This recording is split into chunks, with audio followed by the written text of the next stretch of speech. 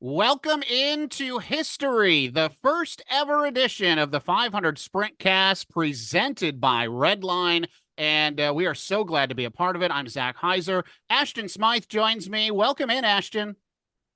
Thank you so much, Zach. Super excited to be a part of this. Was with the 500 Sprint Car Tour the whole entire season last year with 2024, covering all the stories in pit road. And now we get to cover it off camera here, talking to all the drivers. It's going to be an exciting 2025. Yeah, and Ashton, of course, is going to try to get to as many events as she can this year. First and foremost to you, congratulations.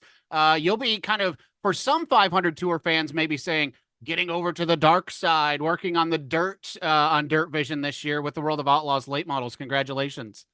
Thank you so much. Yeah, it's definitely going to be a different turn.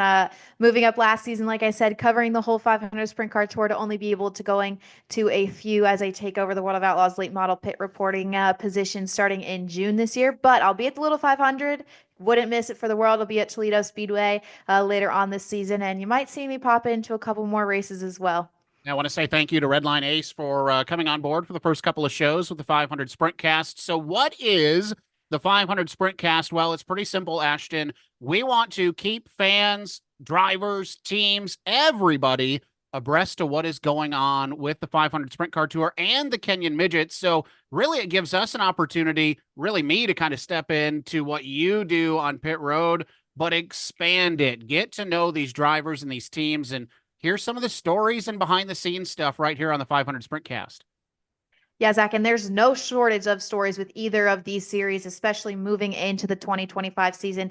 And, let's go ahead and dive into some of them. First one, a driver that we both know very, very well, Tyler Roark, in sort of a new car per se this year, same chassis, same engine, but complete rebuild other than that. Now, if we look at his stats, he's the winningest driver in the 500 Sprint Car Tour history, but he said he's missing something. I don't know what he thinks he's missing per se. But it'll be interesting to see how Tyler is once he hits the track in that new car per se. Well, I don't know. I mean, missing Anderson wins at Berlin, wins at Toledo, wins, at Kalamazoo. You're going to go to Owasso and Winchester this year. And then Anderson, maybe that's what he's missing is the two new tracks on the schedule and Anderson Speedway. But by the way, little 500 champion, so he knows how to win at Anderson too. So other than just he's missing a championship on Cody Swanson, maybe that's what he's after. I don't know. He is all out all the time, Ashton. If he's not in victory lane, he's not happy. And even sometimes when he is in victory lane, I know he told you at like Berlin, well, we left a little on the table and he waxed the field. So, man, look out. If you're a Tyler Roark fan, you should be excited this year. Yeah, you roll into the state of Michigan in an asphalt sprint car race, and everyone kind of knows they're racing for second for Tyler Roark. He owns the state of Michigan, also running the outlaw cars Mhm. or outlaw late models Yep. up there as well. And, he has an incredible season every single year. And no shortage this year in 2025. And another driver who picked up their first win last year is going to have a lot of new in Taylor Ferns. Pretty much has a whole new team behind her, linking up with Troy DeCare this year as her crew chief, who's a sprint car driver himself, has tons of wins, a long resume himself, NSRA, Sprint Series Must See Racing, among others. It be wrenching for Taylor this year. Taylor coming off of her first win, an emotional one at Salem, being the first female to ever win with the 500 Sprint Car Tour and the first female to ever win the Joe James Pat O'Connor Memorial. And Zach, I wouldn't be surprised if we see Taylor in victory lane again this year. You had the pleasure of sticking microphone in Taylor's face after she won that race. And I wonder for you, somebody who sees her on a regular basis, how dangerous is Taylor Ferns going to be this year now? She's proven to herself she can win on the 500 Sprint Car Tour. She got herself back to victory lane. She talked to you in victory lane about how, she's her owner. She owns all this equipment. She what wrenches on all this equipment.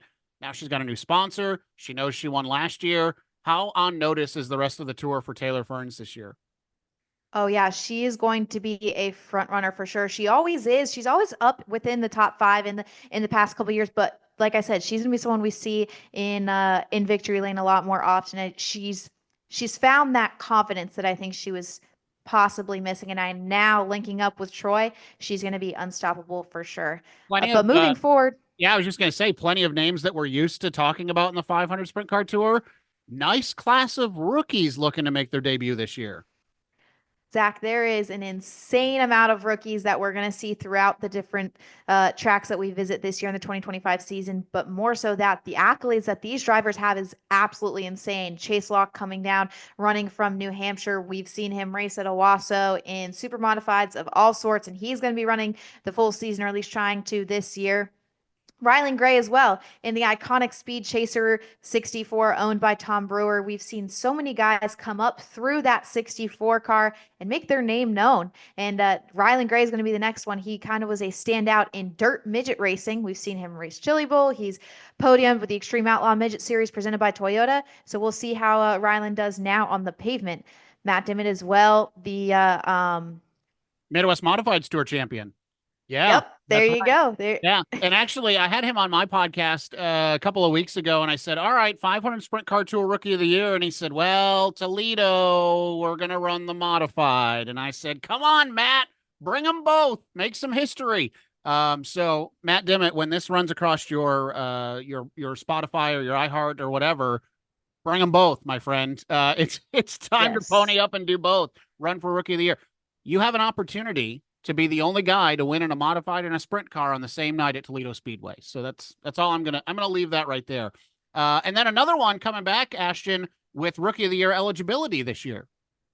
Yeah, Brady Allen will be back in the 2025 season. Brady, man, my heart broke for that driver last year. Had a really bad accident in the third race of the season, as well as lots of damage from the Little 500, and him and his team just weren't able to rebound from it. And something else that's a little bit unique from Brady is he's down the road from me in North Carolina. So he got a long trek to Indiana, to Ohio, to Michigan each and every single week, but they are ready for the 2025 season. They are getting those sprint cars stacked, and we'll look forward to seeing a lot out of Brady as he hopefully chases that Rookie of the Year title again this year. All right, we are well over a month away from what the 500 Sprint Car Tour was built off of, and that, of course, is the Little 500. But Ashton, we are already seeing a huge ramp up for not only the 500 Sprint Car Tour season, but the Little 500 event itself is already starting to take shape here over a month away. Yeah, the Little 500 is what these guys, prep for each and every single race. This is their bread and butter. This is the race that they are waiting for all year long. And we're already at an impressive number. I think we're almost at 40 entries for the Little 500. And like you said, we're over a month out, and no shortage of, great drivers in this field as well. Anthony Nocella making his return. He was a rookie last year in the field, obviously a asphalt open wheel ace from the Northeast. You've seen him in victory lane many times with a modified. Now trying to, tackle the Little 500. And I know that team plays lots of different strategies, so we'll be interested to see what they do again this year. You got your guys like your Donnie Adams Juniors that come and run and have the deep, rich history with the Little 500. And then, you have your guys like Kyle Hamilton back behind the wheel of a sprint car. I think everyone was kind of surprised to see that name on the list, a former winner. I'm excited to see how he does this year, Zach. Yeah, it's going to be great. Little 500, obviously, coming up Memorial Day weekend down at Anderson Speedway. So looking forward to that. Now, 500 Sprintcast presented by Redline. It is not just about the 500 Sprint Car Tour. It is, of course, about the other great open wheel series that runs around Indiana and the surrounding area. Kenyon Midgets will also be a part of this podcast. And Ashton, admittedly, you got a lot more of them than I'm able to with your coverage last year, and looking forward to covering them again this year. Talk about some of the things as we get ready to roll into the 22nd season, give or take, of Kenyon Midget racing action down in Indiana. Yeah, let me tell you, the Kenyon Midgets a series every single time they rode onto the racetrack last year was nothing short of exciting. These things are wicked fast. I think that's what a lot of people don't realize. They are so much fun to watch, and the level of competitiveness between these drivers is what's even crazier. And the level of experience within the field also is a a big difference. You have your guys like Jeff Hill, like Dameron Taylor, your three-time champion, who've been running for so many years. But then you have your newer guys, your Evan Hammond, who won the Rookie of the Year point standings in 2023. You have your Landon Brown, your 2024 Rookie of the Year up front. We see them on podium with guys like Dameron Taylor. And, I just talked about it. Evan Hammond, Landon Brown, they had two stellar seasons in 2024, but they're both missing that win. I wouldn't be surprised if we saw either of them in victory lane pretty early on in that season. Yeah, competitive group, competitive series, and really a great start to open wheel racing as well. And we'll learn more about that coming up in just a few moments when we talk with Brad Hayes and Jared Owen as our first guests on the 500 Sprintcast. Now, these are sometimes stepping stones to doing other things, Ashton, and a couple of the drivers that you were used to seeing last year moving on to not necessarily bigger and better things, but advancing their career thanks to their involvement with 500 or the Kenyon series. Yeah, Nathan Bird, someone who we saw quite often in that iconic bright orange 40 machine, now taking a step into stock cars. We've seen him running with the NASCAR Craftsman Truck Series often, and I know Nathan's got a couple other things on his schedule as well, so keep your eye on the Birdman and what he's going to do in his 2025 season, as well as coming back and running with the 500 Sprint Car Tour. And on the midget side, Ryan Hugler, who won the 2024 Kenyon Midget Series Championship, had that opportunity to test the asphalt sprint car with Brad Hayes Racing at the end of the season after claiming that championship. But he has moved up on to bigger things. And like you said, he transitioned over to the dark side. He will be running dirt sprint cars this year. But nonetheless, super happy for Ryan. He is a wheelman, and I'm looking forward to seeing what he can do behind the wheel of that dirt sprint car. Yeah, and we'll keep an eye on some other guys, drivers who are doing other things too, of course, right? We talked about Tyler Rohrig. He jumps around. We all know Cody Swanson will drive anything with four wheels and a steering wheel. And so it'll be fun to keep an eye on everybody throughout the 2025 season. Want to say thank you to Redline Ace, a motorsports-driven design agency working with series, teams, and drivers from all aspects of racing. Owner and creative brain Ben Porter has worked on projects from Formula One to local kart racers and wants to continue to inject that experience into every client that he works with. In a sport that separates competitors' wins and sponsorships by razor-thin margins, why not hire Redline Ace to boost your brand? Do that before the competition does. Well, it's time for our first set of interviews on the 500 Sprintcast, and it is our pleasure now to welcome in a couple of gentlemen who have a lot to do with the product that we see throughout the summer. Owner of the Kenyon Midget Series, Brad Hayes, and Series Director of the 500 Sprint Car Tour, Jared Owen. Welcome to the 500 Sprintcast. Thanks for having us. Yeah, well, of course, thanks for having us. And that's the real thing that we need to say. And let's just get into this. Ashton a lot more involved than I've been able to be, but I'm a great fan of what you guys are doing down there in Indiana and bringing it up here. But Brad, I still remember to this day, the first time I saw the Kenyon Midget Series at Anderson with I was there with Champion Racing Association and Template Late Models. And I said, what in the world is rolling onto the racetrack right now? What a great product. What a cool little series. Tell those who may be being exposed to the Kenyon brand for the first time, what is a Kenyon Midget? Okay, a Kenyon Midget is basically a spec series trying to keep the cost down to go midget racing. So open wheel cars, everybody's in the same chassis, everybody runs the same sealed engines. That keeps the engine cost down. Everybody's on the same tires, but you still get to do your chassis setup. You still get to do your gearing and go race. So the racing's really competitive. Cars are really equal. A good stepping stone for young drivers coming up, but also a good place for some drivers who maybe raced in the past and want to get back into it and just want to go race without spending a fortune.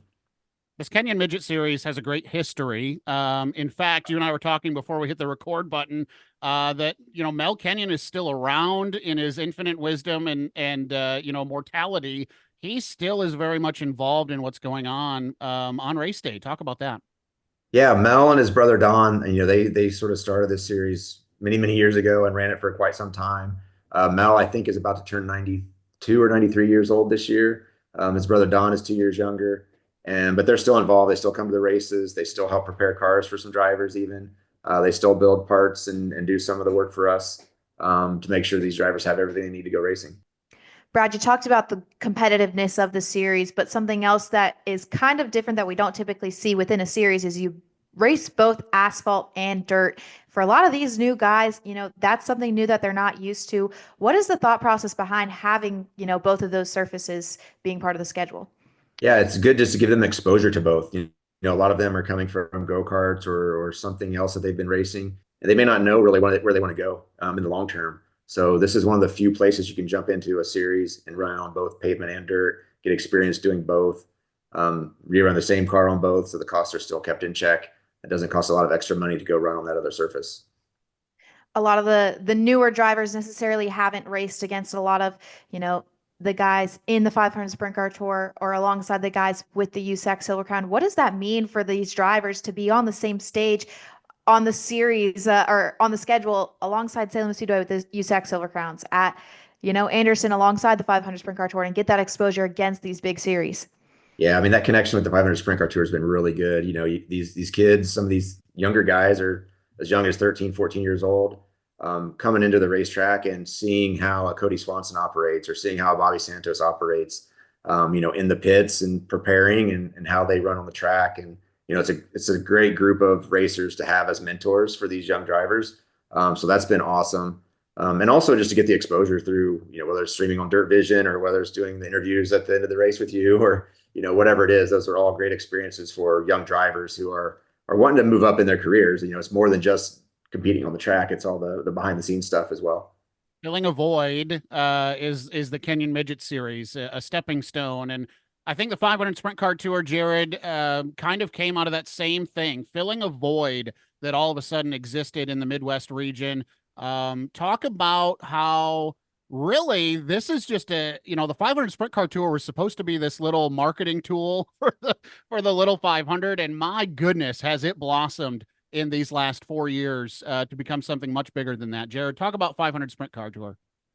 Yeah, we thought was going to be a little project on the side. I feel like it takes a lot more of our time now, but it's been great. I mean, when USAC stopped running pavement sprint cars full time in 2011, 2012 era, obviously the little 500 at Anderson Speedway is our crown jewel. That's what we work towards. That's what we say pays the bills, and it does. That's the race that we're known for, and 10,000 fans in pavement sprint car racing. It's known around the world. So in 2018, we decided to started running some more pavement sprint car races at Anderson. So we would do some Thursday nights, and we ran 4 or 5 races a year. When we started doing that, car count started going. We were getting outside the little 500. We were only getting 11 or 12 cars for these races. At the end of 2022, or for the 2022 into 2021 and 22, it really started to take off. Some other people were starting to do it. And we had a conversation internally within Anderson Speedway. If we want to control our destiny, we need to be the ones that control it. Don't let someone else do it. So we decided to take it on, and it's blossomed to what it is today. And it's just incredible. Brad was at the track today, actually testing his sprint car with Jackson Masenko. And we sat there and we were talking about some different parts. And so he took over the Kenyon Midget series at the same time that we started the 500 Sprint Car Tour. So it's been kind of cool, the parallels and a lot of the things that me and him talked about 3 and 4 years ago. We've accomplished that. Unfortunately, or fortunately, how you want to look at it, me and Brad are the two type of people that once we accomplish something, we don't really like high five each other. It's like, what's the next thing? What's the next thing? What's the next thing? But it's been very sick. I mean, we're a lot of those goals that we had at the beginning, we've checked off. And I like to tell people, this is when the hard work begins. Year 3, year 4, year 5. This is when you got to put the hard work into it. And it's getting better. It's growing, and it's going in the right direction. You mentioned USAC stops sanctioning pavement sprint car racing, but you guys have a great relationship with the USAC Silver Crown, really USAC in general. I mean, you guys share a champion in Cody Swanson. Talk about the relationship that you guys still have with USAC. Yeah, it's great, and it's all of racing and pavement sprint car racing as a whole. The pavement racetracks, we're really lucky. We work really well together, and USAC being one of those, and Kirk Spridgeton and Jason Smyth and the team over there at USAC. If I need something, I pick up the phone and we work together on it. So it's sharing the schedule on the Silver Crown side, knowing what they're working towards, so we can accomplish and make it so drivers can run both series. That's important to us. And continue to see the USAC Silver Crown grow, just like USAC our 500 Sprint Car Tour has, and those same relationships we have with all of our partner racetracks: Winchester, Salem, Toledo, Kalamazoo, Berlin, Owasso, Raceway Park, and Anderson. It's important to have those and those relationships, and we can call on one another to make the product the best it can be. So the relationship between the Kenyon Midget Series and the 500 Sprint Car Tour is also, a very tight knit one, running 6 times together in the 2025 season. What's that been like, kind of creating this, pipeline for drivers that once you win the Kenyon Midget Series championship, you get to test a sprint car, and we've seen these guys move up to sprint cars from then. What's that relationship like between the two series? yeah, it's been great. It's an idea that we kind of had at the beginning that Brad brought to me, and it's always talking about what's the ladder look like. I mean, we obviously, it's pretty apparent on the asphalt stock car side what that is, and is there a way? I mean, the dream is, can we ever get a guy up to the Indy 500 if it's through an Indy NXT test or something like that? So that's where this kind of started. So it's kind of changed through the years. We have great partners in Hoosier Tire and some different places. We take care of their track costs, and EMAS is a good partner of both of ours, the ambulance service that we use. They helped us the past couple of years, so they want to see this succeed. We're constantly working on how can we get some more of those drivers. Evan Hammond is a driver that's raced in Brad's in the Kenyon Midget Series for years. He's shown interest in wanting to move up. So how can we take these drivers and get them to be successful? So that's kind of the next step that we were just talking about today, and we want to continue is, okay, these guys have this interest. What's an entry level way? So they do this test. What's the next step after that? How can we get them in a sprint car? How can we help make that fall? That's a pretty daunting task. Do you know what I mean? Brad makes it really easy on the Kenyon Midget side. You can rent one, you can buy one. There's not really that many options on the sprint car side. So as we continue to work together, is how can we get that entry level? How can we get those guys to feel comfortable to get in and be competitive? I mean, we don't want them to be out to lunch, and we want them to feel like they fit in just like everybody else. I wanted to touch on the 500 Sprint Car Tour schedule as well for this year. 2 new tracks that we haven't seen in Owasso and Winchester. I think a lot of people were surprised to see, or not necessarily surprised, but happy to see both of those racetracks on the schedule among all of the other incredible tracks. There's quite a variety here. What was going into the thought process behind that when creating the schedule? Yeah, both of these tracks have been in contact with us for multiple years. Owasso Speedway kind of got to us late in planning for the 2024 schedule. And I said, hey, I usually start working on our schedule around the 1st of July. I'll have a really good idea for next year. And he must have put it in his calendar. Rex up there at Owasso has a really good mind, because it was like July 2nd. I got a phone call and he said, hey, I want to race this year. I said, okay.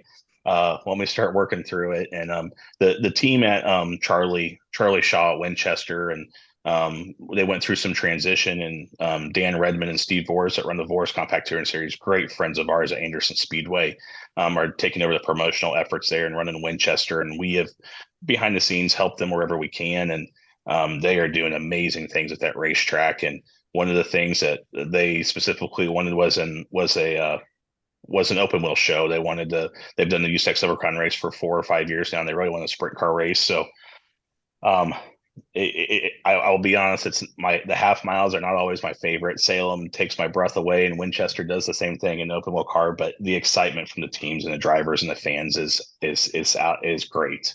So we're excited to go back there, and they've made some great safety improvements, new safety lights on the track. They're working on the actual lights. We're running Sunday afternoon, so I hope we don't have to use those, but for their other events. And they're doing a lot of great infrastructure improvements at Winchester. So we were looking through the schedule today on our side, working on some things in the office. We're like, man, this is a great schedule. We actually took a race away from Anderson, which was always kind of our plan, that we're okay to run less there. If we want to run more quarter-mile races, we know where to go. But we gave the date that we'd had for a long time to Salem to continue to run the Joe James Pat O'Connor Memorial, and something that helped them because of an ARCA race when we ran there last year. So it's just whatever we can do. So we go to all the tracks once and Anderson twice. So a really good schedule, and we're excited for this season. Brad, let's obviously transition into what you have going on. I think it's unique that you have kind of this love triangle going on with you're running Kenyon Midgets, you're a car owner for 500 Sprint Car Tour, and obviously both work off of each other. But talk about the Kenyon schedule, because it follows 500 pretty close, but you guys have some events on your own as well, right? Yeah, I mean, we have the six that are with the 500 tour, which are sort of the base of our season, right? Those are the big races. We have one more at Anderson, so we actually run there 3 times. That extra date is in June. That's the Don and Mel Kenyon Classic, so that's a special race for us. That's a 75 lap feature, so that's a long race for these cars. Teaches the drivers, that it's more than just going out for 30 laps flat out. You got to make sure that right rear tire lasts the whole race. These cars are not easy to drive either. So driving for 75 laps, it usually whips them pretty good, and they're tired when they get out of that race. So that's a big one. We go to the Indianapolis Speedrome twice this year. That's where this series actually started. There's a huge history of midget racing at the Speedrome, so we're excited to get back there for 2 dates this year. And we've added the Sports Drome down in Southern Indiana. So that's one the series has raced at in the past, but not for the last few years. So we're going back there for 2 dates this year as well. And then on the dirt side, we go to Paragon Speedway. Paragon is, one of those historic Indiana bull rings. Got some great friends there that help us out with that event, and so we're excited to go back there here at the end of May. When you look at open wheel racing in Indiana, the Kenyon Midget Series probably has as deep, or at least as a meaningful history as a lot of other things that go on in the state. And Brad, I think that we are all now involved in kind of writing that next story, that next chapter of history for Kenyon. As we get ready to wrap up this first interview on the 500 Sprintcast, tell me what some of your visions are to be able to do with the Kenyon Midget Series as we kind of write this next chapter. Yeah, just continuing to get it to grow. It kind of dwindled a little bit. Car counts had fallen some over the past several years, but we're back on this upswing. A lot of new drivers coming in. If you look back at the history, I did a thing a couple weeks ago, and I pulled up some of the old drivers. Brian Clausen, Chris Wyndham, Justin Allgaier, Xfinity champion last year. Like, all of these guys were feature winners or champions or spent considerable time in Kenyon midgets. And that's just to name a few. There's 50 names that you would know that you probably didn't know came through a Kenyon midget. So it's really just to give this next generation of drivers that same opportunity, give them what they need to learn to be able to move up. And times have changed a little bit. It's not always just about showing that you can drive and a team's going to scoop you up and take you to the next level. So we're trying to show them, how to present themselves off the track, how to work with the media. That's part of this podcast, right? Is to get them in front of an audience like this, and just make them all around better human beings and go racing and have some fun. And I guess the same thing kind of for you, Jared. This is a early chapter thing for the 500 Sprint Car Tour, but what is the longevity? I mean, this when you start something and you don't realize how big it's going to get, and then you have to wrestle with how big it's actually gotten. What are goals for 500 moving forward? Yeah, I think we made a decision to keep growing. I mean, we don't want to stop the growth. There's great things happening across this country with pavement sprint car racing and the Northeast specifically, down in Florida. We're excited to see those grow. That only helps what we're doing. So I think those are definitely things that we take a look at. I mean, I think we're right around the sweet spot of races. I think 12. We kind of pulled the drivers 2 years ago. We may do it again this year. That I think 12 is probably the max that we can be at. We still do run Anderson Speedway full time, which has 24 races this year. So that's definitely hitting our max to what we can do to pull off both and do both very well. We don't want one to take away from the other. We want them both to be successful. So, and it's continuing to make a better marketing, get more fans in the stands, get people more excited, and build up these drivers. We want to put a positive spotlight. These guys are very well known in a lot of their own rights, but continuing to build them up to get bigger and make them household names across the country. So. All right. Well, I tell you what, gentlemen, first and foremost, thank you for bringing us on to be a part of the 500 Sprintcast. I know the start of the season, a little soggy, didn't get off to quite the start that we're looking forward to. But Jared, let's touch on that quickly as we wrap up. The season will get underway very quickly for both divisions. Absolutely. Yeah, we took a tough look, and it's really important to us to get these guys a race in before the little 500 on the sprint car side. We had 27 cars entered, which was actually going to, and we might have had a couple more once we saw the weather forecast. I kind of backed off a little bit talking to some drivers, but I think that would have been a record for us. So the excitement is definitely there. So we rescheduled for Thursday, April 17th. And with it being a Thursday, I know it's hard for some people and some drivers. We're probably going to lose a couple, unfortunately. But we got Saturdays booked for stock car racing at Anderson. And then Sunday, USAC Silver Crown runs at Terre Haute. And the following Sunday is Easter.